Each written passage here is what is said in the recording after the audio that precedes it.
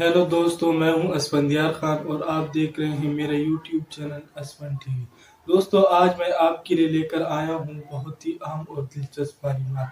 दोस्तों, आज मैं आपको बताऊंगा कि कैसे मोहम्मद बिन कासिम ने राजा दाहिर को शिकस्त दिया और उसकी इतनी बड़ी सल्तनत जो कि दिबल से लेकर मुल्तान तक फैली हुई थी, उस पे कब से उसको कैसे फतेह कर लिया।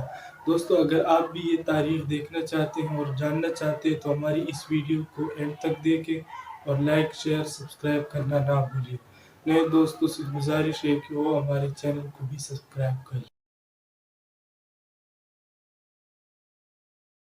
इस्लाम की आमद से पहले हिंदुस्तान पर हिंदू राजा हुकूमत करता था।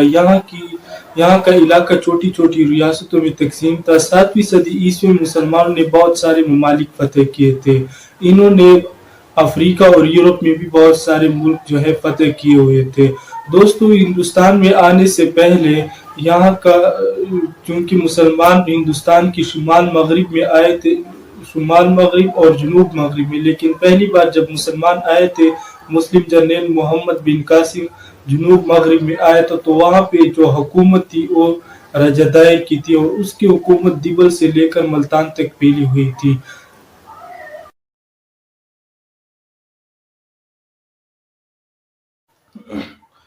दोस्तों, खलीफा अब्दुल मालिक के दौरे हुकूमत में ही कुछ अरब ताजिर श्रीलंका में आबाद हो गए थे।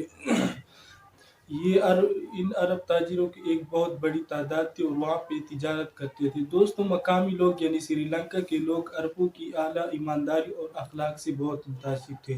दोस्तों, जब इन्हीं ताजिरों में से चंद एक की का इंतकाल हो गया तो वहाँ के राजा ने इन्हीं ताजिरों के ख़ानदान वालों के लिए मालो असबाब और खलीफा के लिए यानी कि उस वक्त जो खलीफा था खिलाफत अब्बासिया का खलीफा अब्दुल मालिक के लिए तहाफ भेजने के लिए एक जहाज़ का इंतज़ाम किया।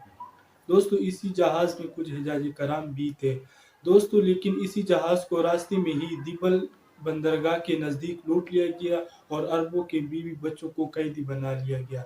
लेकिन ऐसे ही इनमें कुछ मुसलमान बच निकल कर भाग गए और बसरा के गवर्नर हज्जाज बिन यूसुफ के पास पहुंच गए और उनको इन सारे वाक़ियात से आगाह किया।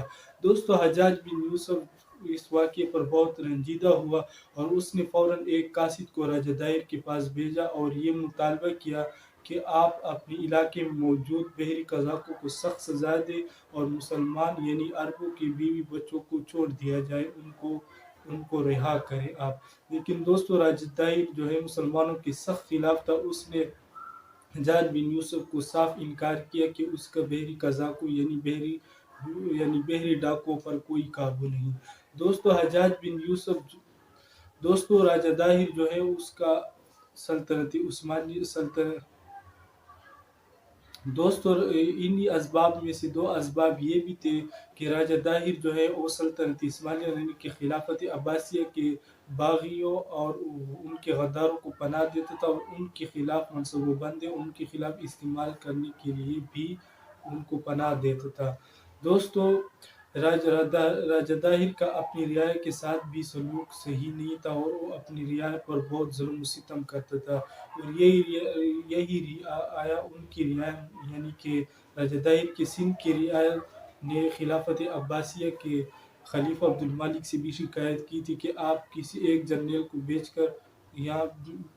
बेचकर सिंध पर हमला करें, हमें यहाँ पे आप अमन मुहैया करें, क्योंकि वहाँ राजा दाहिर निचले तबके के लोग को रेशमी कपड़े और घोड़ों पर सवारी की इजाज़त नहीं देते थे और आला ख़ानदान के यानी आला ज़ात के हिंदुओं को थोड़ी सी हुक्म की अदूली पर भी उनको सूली चढ़ा दी जाती, यानी कि अगर वो टैक्स अदा नहीं करते तो उनको फांसी दी जाती थी। दोस्तों, इस तरह के और भी ऐसे मतलब कि उसका जो स्टेट था उसकी जो सल्तनत थी वो बिल्कुल अमन से आ रही था, बिल्कुल भी उसमें अमन नहीं था। यही वो सारे असबाब अपने सिंध पर हमला करने का फैसला किया।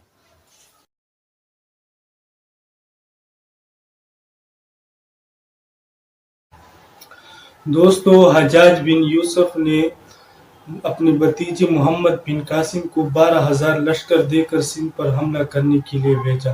दोस्तों, इस लश्कर में 3,000 ऊँट भी थी। दोस्तों, मोहम्मद बिन कासिम का हमला करने के वक्त उसकी उम्र 17 साल थी, यानी कि वो एक नौजवान लड़का था। دوستوں 711 میں جو ہے یہ خوفناک لڑائی لڑی گئی تھی۔ دوستوں مسلمان اپنے ساتھ منجنیق کے بھی ساتھ لے کر آئے تھے اور انہیں ایسے تیر بھی مہیا کیے گئے تھے کہ نشانے پر لگتی ہی آگ پکڑ لیتے تھے۔ دوستو یوسف نے سارے انتظامات کیے تھے کہ حملہ کرنے کے وقت محمد بن قاسم کو یعنی کہ مسلمان سپاہیوں کو کسی قسم کا دشواری نہ ہو۔ دوستو محمد بن قاسم بہار کے موسم میں دیبل پہنچا تھا۔ دوستو دیبل ایک بندرگاہ تھی جس کی چاروں طرف بہت اونچی دیواری تھی۔ شہر کے اطراف میں چوڑی خندقیں تھی جو پانی سے بھری ہوئی تھی۔ دوستو شہر کے لوگوں کو جب پتہ چلا کہ محمد بن قاسم حملہ کرنے والے ہیں تو حملہ کرنے سے پہلے دوستو دیبل کے لوگوں نے اناج کا وافر ذخیرہ کر لیا۔ دوستو اسی کے ساتھ ساتھ انہوں نے شہر کے سارے دروازے بند کر لیے اور شہر والوں نے یعنی کہ دیبل والوں نے یہ خیال کیا کہ اب وہ بالکل محفوظ ہیں۔ دوستو اسی شہر کے وسط میں ایک مندر تھا یعنی کہ ہندوؤں کا ایک مندر تھا جس پر ایک پرچم لہراتا تھا اور ان لوگوں کا اسی جھنڈے کے بارے میں ایک عقیدہ تھا کہ جب تک یہ جھنڈا لہراتا رہے گا ان کو کوئی بھی طاقت نقصان نہیں پہنچا سکتی۔ دوستو جب مسلمانوں کو اس عقیدے کا علم ہوا تو انہوں نے منجنیق کے ذریعے اس جھنڈے پر پتھر برسانا پھینکنا شروع کر دیے جن میں سے ایک پتھر جھنڈے کو جا لگا اور وہ گر پڑا جس سے ہندوؤں کے حوصلے پست ہو گئے اور انہوں نے مزید لڑائی کو غیر ضروری خیال کیا۔ دوستو محمد بن قاسم نے شہر کی تسخیر کے بعد عام معافی کا اعلان کیا جس سے حسن سلوک سے ہندوؤں پر بہت بڑا اثر ہوا اور دوستو محمد بن قاسم دوستو جب راجہ دائر کو دیبل کی شکست کا پتہ چلا تو اس کو بہت بڑا صدمہ ہوا اور اپنی غلطی کا احساس بھی، لیکن دوستو اب اس کے پاس سوائے لڑنے کے اور کوئی چارہ نہیں تھا تو اس نے بھرپور تیاری کی اور لڑائی کے لیے بہت بڑی تعداد میں فوج جمع کر لی۔ دوستو محمد بن قاسم بھی دیبل سے دریائے سندھ کے ساتھ ساتھ آگے بڑھتے گئے اور اڑوڑ کے مقام پر پڑاؤ کیا۔ 712 میں ایک خوفناک لڑائی لڑی گئی جس میں دونوں لشکروں کے سپاہی آمنے سامنے ہوئے۔ دوستو انہی جنگ میں مسلمان سپاہیوں نے ایک ایسے زبردست حملہ کیا کہ دشمنوں کے پیر اکھڑ گئے اور وہ پیچھے ہٹنے پر مجبور ہو گئے۔ دوستو انہی سپاہیوں میں ایک عرب سپاہی نے جو کہ یہ جو جنگ تھا یہ سارے عرب سپاہی تھے لیکن ان عرب سپاہیوں میں ایک عرب سپاہی تھا جس نے اپنی زندگی کی پرواہ نہ کرتے ہوئے شاہی ہاتھی کی طرف آگے بڑھا۔ یہ ہاتھی دوستو راجہ دائر کا ہی تھا اور اس نے اس ہاتھی کی سونڈ کاٹ ڈالی۔ اس کے ساتھ تیر اندازوں کا ایک بڑا عملہ بھی تعینات تھا۔ دوستو اسی تیر اندازوں میں ایک تیر انداز نے ہاتھی کے ہودہ کو تیر مار کر ہودہ کو نشانہ بنا لیا اور ہودہ میں آگ لگ گئی جس سے ہاتھی خوفزدہ ہو کر پیچھے ہٹنے لگا اور اپنی ہی پاؤں کے نیچے اپنی فوج کو کچلنے لگا۔ دوستو اس لڑائی میں راجہ دائر مارا گیا اور اس کا فوج مکمل طور پر تباہ۔ دائر کی موت کے بعد سندھ کے اندرون شہر یکے بعد دیگرے فتح ہوتے گئے یہاں تک کہ محمد بن قاسم ملتان تک پہنچ گیا تھا۔ دوستو مسلمان سپاہیوں نے دریائے چیناب جو کہ ملتان کے سائیڈ میں ہے وہاں مغربی حصے میں پڑاؤ کیا۔ دوستو ملتان کے گورنر کو پہلے سے ہی پتہ تھا کہ وہ مسلمانوں کے انتظام میں تھا۔ اس نے پہلے ہی سے فوجیوں اور تیاریوں کا انتظام کر رکھا تھا۔ اس کی بھرپور کوشش تھی کہ مسلمان سپاہی دریا عبور نہ کرنے پائے لیکن دوستو مسلمانوں نے بڑی ہنرمندی سے لکڑی کا ایک پل بنا کر دریائے چیناب کو پار کر لیا اور ایک زبردست حملہ کیا جس سے ہندوؤں کے حوصلے پست ہو گئے اور وہ بھاگنے پر مجبور ہو گئے اور وہاں قلعے میں جا کر پناہ لی۔ دوستو مسلمانوں نے منجنیق کے ذریعے قلعے کی چاردیواری کو توڑ ڈالا اور ہندو وہ بری طرح شکست کھا گئے اور یعنی کہ ان کو شکست ہو گئی۔ محمد بن قاسم نے ملتان کی قلعے پر بالآخر خلافت عباسیہ کا جھنڈا لہرایا اور ملتان کو فتح کر لیا۔ دوست یہاں میں آپ کو معلومات میں اضافہ دوں کہ ملتان جو تھا یہ فوجی نقطہ نظر سے بہت اہمیت کا حامل تھا اور اس میں 4-5 قلعے تھے اور جس میں فوجی ساز و سامان اور مال غنیمت اور اس کے اس کے سائڈ میں ایک دریا یعنی کہ دریائے چناب بھی بہتا تھا۔ تو یہ فوجی نقطۂ نظر سے بہت ہی اہم۔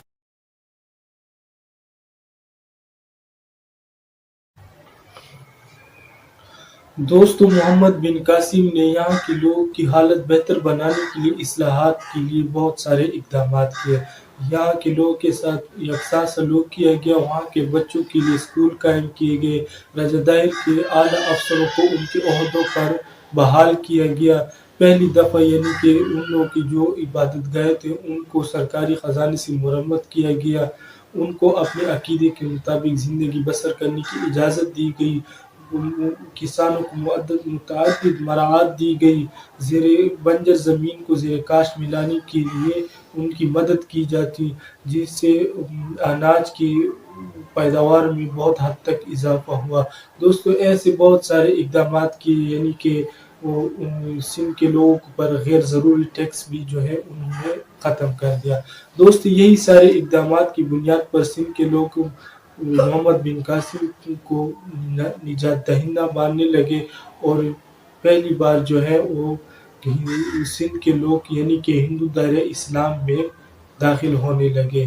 دوستو سندھ کو ہندوستان کا باب اسلام بھی کہا جاتا ہے، کیونکہ یہاں پہ پہلی دفعہ محمد بن قاسم کے ہی وقت میں اور محمد بن قاسم کے اعلیٰ اخلاق اور حسن سلوک سے متاثر ہو کر پہلی دفعہ لوگ بہت بڑی تعداد میں اسلام۔